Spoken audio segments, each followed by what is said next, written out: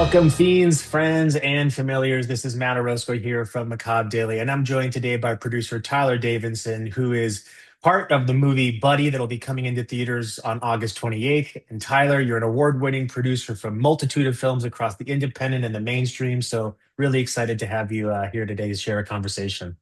Thanks for having me. I'm excited as well.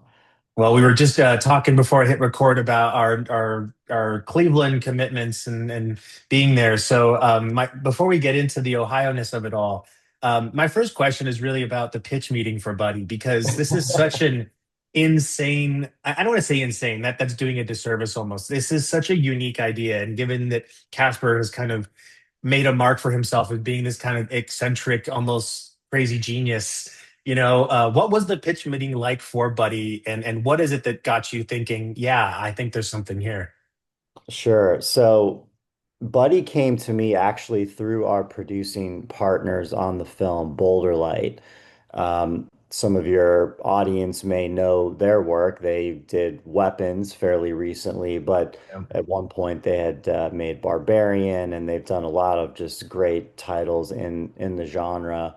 Um, so I had my first meeting with Rafi Margulies, one of the partners at Boulder Light, in October of 2024. And we were just kind of shooting the shit. And at the end of that, I was with my partner at Low Spark, my producing partner, Drew Sykes. And the three of us were having beers. And at the end of the conversation, he said, "You know what? We've got this script. It's pretty wild, but given that you guys like bold, very sort of director-driven ideas, you might want to take a look at it." And he asked if we had seen Too Many Cooks, which we both had and thought was great. And so we read this script. He didn't really say much about it. He gave a little bit of a tease, but it really was just about our reading the script and the aftermath of that meeting. And it was so just unhinged. That experience Yes. of reading it the first time, that it was one of those things. We operate really on instinct, and we felt like, okay, we have to do this. It's such a unique piece. It's such a strong vision. We felt like it was going to be, under normal circumstances, it would be a real challenge to bring that vision to the screen. But because of Casper's background and sensibility, Boulder Lights, and the rest of the team we put together, we felt like we could execute on it. So we went for it. Yeah, I mean, it's almost serendipitous that Casper's fun size short that was part of VHS Halloween kind of almost feels like a perfect natural kind of crossover point for his career on Adult Swim into now working more in the feature side. And especially just the way the narrative is exposed in Buddy is so different, and I think it's part of what makes it so special is that it doesn't let you feel comfortable, but it's also part of a broader wave of like analog driven horror where it's kind of almost reverting back to this almost millennial Gen X sensibility of what we grew up with, and how that is now almost the sinister aspect of the things that we kind of hold so dear in our nostalgia. And I was wondering about the cast, was it hard to get folks like Kristen Milioti and Topher Grace, on board? I know Keegan Michael Key and Patton lending their voices, they do quite a bit of voice work. They seem game, but was it hard to get some of these folks that maybe don't dip their toes in genre as much to sign up? Yeah, well, in Kristen's case, she had not done a film, a feature, since Palm Springs. So it Oh, had been wow. a minute before since she had done something, and is very particular about what she takes on. But we were so grateful that she gave this full consideration and just again really went for the script. But it was her meeting with Casper, I think, and for those of your audience who have seen his work, he obviously just brings something so unique to the table and his perspective and his sensibility. And I think she just really responded to him on a personal level. They really connected. Look, I think the fact that Boulder Light is involved has been really helpful in sort of establishing credibility for the film in that space with through the casting process.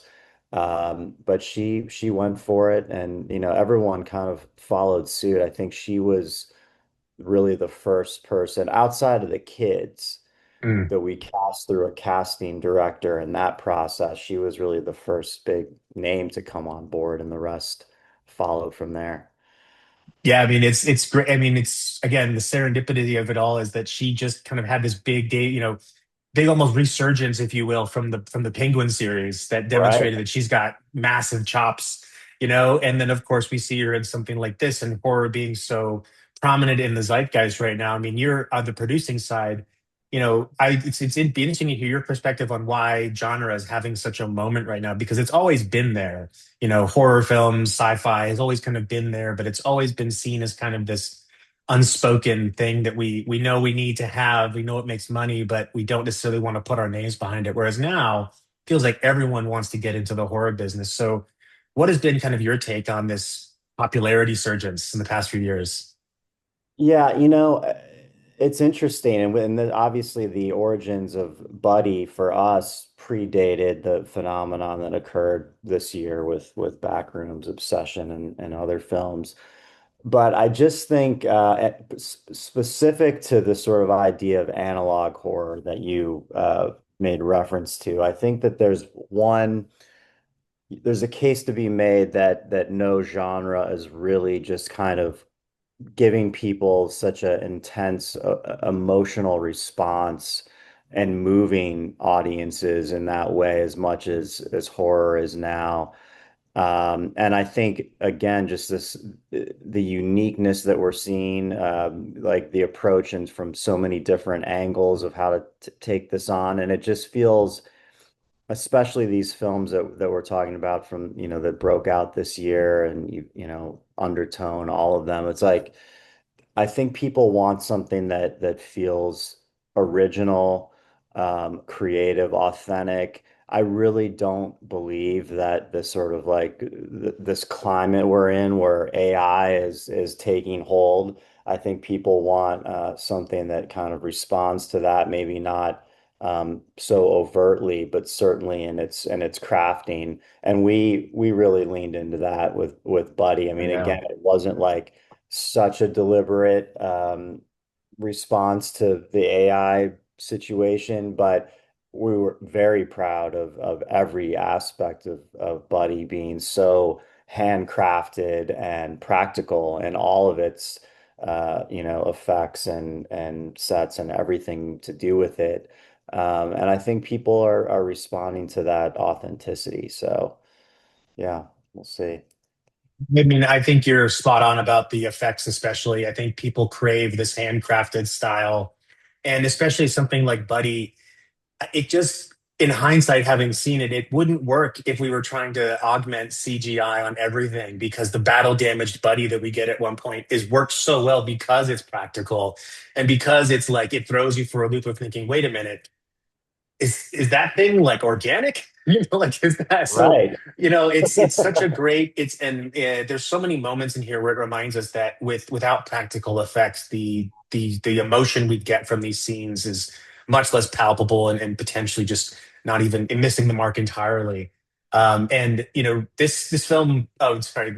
Oh, Excuse no, me. no. I just was going to add to that. Like, this is a movie too that is replicating in many ways the aesthetic of shows like Yep. this from a specific period of time, obviously that predates a lot of the sort of CGI and AI that we see or starting to see now. And I'm talking about like the Barney Yeah. era. Teletubbies and stuff Yeah, like that. exactly. And so it was really important for Casper not to sort of do a take on that or a parody of that. He really wanted to sort of capture that in an authentic way and play it straight, so that when we do take turns and explore some of these, things that maybe when we were kids only slightly occurred to us that could be possible, in these shows.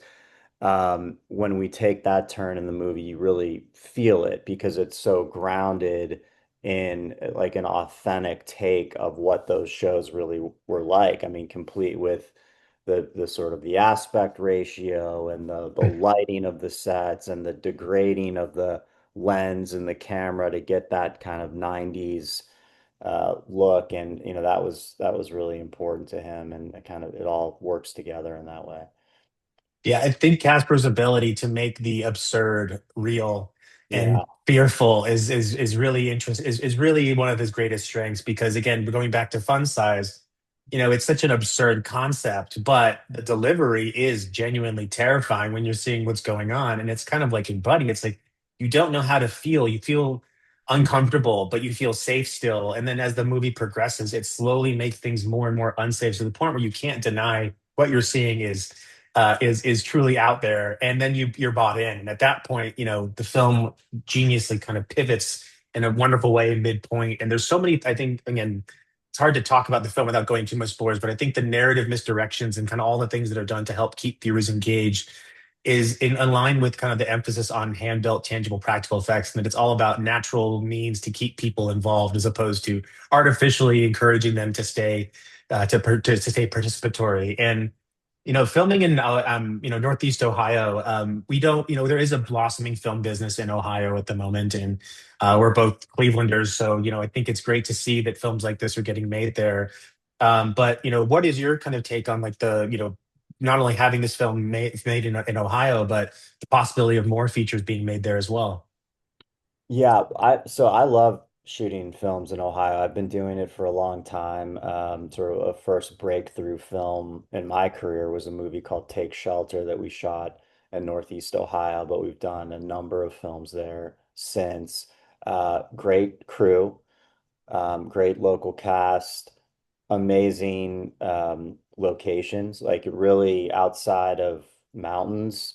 You kind of get Right. any look you're looking for. I mean, there's something too about, I mean, it goes back to like the John Hughes in the Chicago suburbs tradition. Like there's something very universally resonant about the vibe of Northeast Ohio in particular. But there's also a great tax credit for film. So there's business reasons too. And we're starting to see the infrastructure come up to support the kind of films that I think would really benefit the area. I mean, obviously, I love location shooting. That's been the bread and butter of the work that we've done at Low Spark. But this one in particular, Buddy, was obviously shot primarily on a studio stage and TRG Multimedia in the old American Greetings building, 160,000 square feet.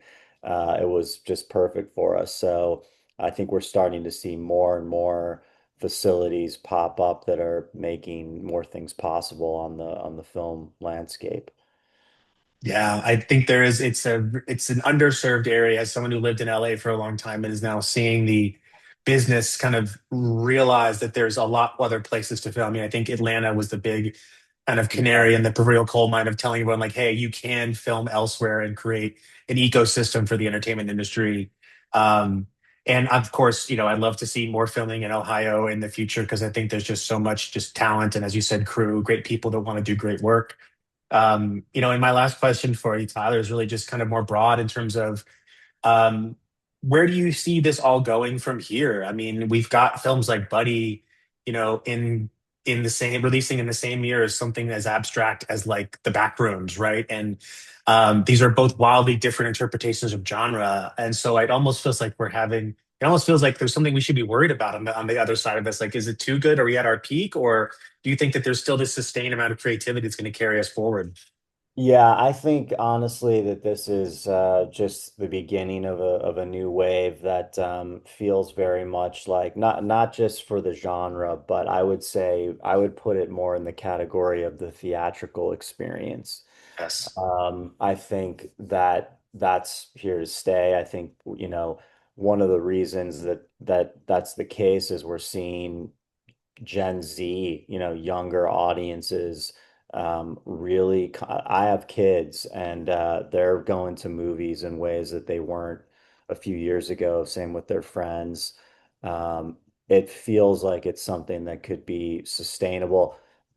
Credit to horror for kind Yeah. of leading that charge. That's drawing that young audience to theaters.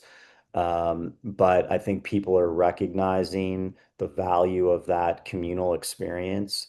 I mean, I like watching movies in my living room too, but there's nothing that compares to being in a room full of people reacting simultaneously to what they're seeing. And I really do think that this is just the beginning.